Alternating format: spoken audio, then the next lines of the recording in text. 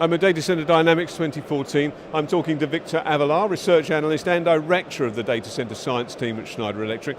Victor, can you tell us a little bit about the work of the Data Center Science team, please? Sure, absolutely. The team's about 10 years old, and our main output is white papers. Now, I don't know if any of you have read any white papers, but I'd like to start by clarifying how much work goes into a white paper, because I don't think people quite understand the amount of time and work that goes into these papers. Now, first of all, we're taking very complex topics.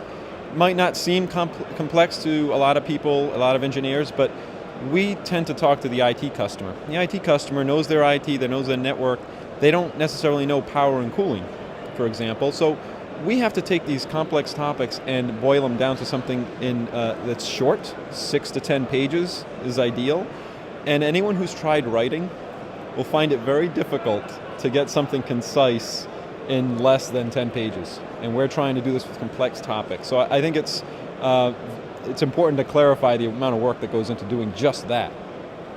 How many downloads are you seeing of those white papers? So we were tracking all downloads from all sources a few years ago, and we topped out at about a little over 9 million downloads.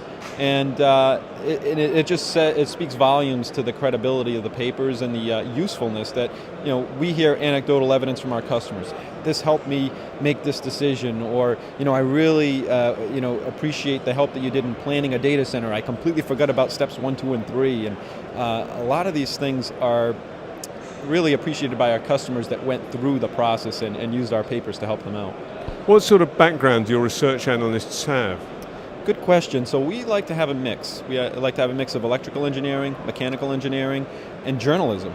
We've had actually 2 members over the years that have writing background, and it comes in handy. One, because they can put words to paper, but they can also understand some of the complexities in the technical, and put them down on paper in a way that customers can understand and not have to read, a Wikipedia page to understand what something is. And this is the difficult part about it, is take something like power factor. One of our most popular papers is the difference between a watt and a VA. The difference between watts and VA is very popular. Why? Because we took a very complex topic, and this was actually done by one of the founders of APC, Neil Rasmussen, took a very complex topic and boiled it down to a 6 to 7 page paper, and really just had people understand, now I understand the difference. And it's incredibly helpful for our customers.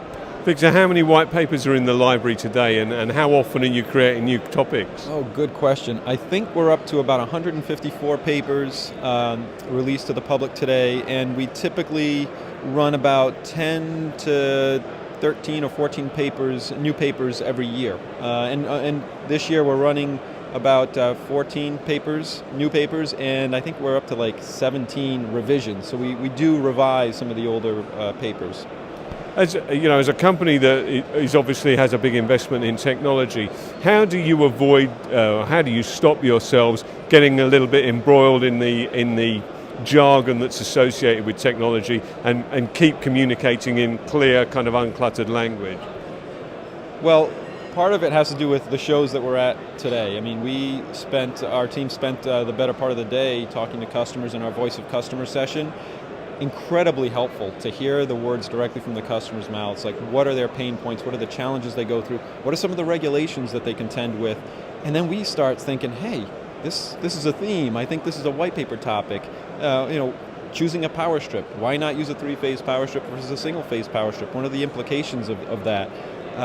Tiny little topics that we don't necessarily think about until we talk to customers and say, hey, this is an issue.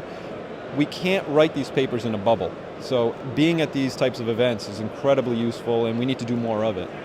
Victor, thanks very much for talking to us. You're very welcome. Thank you.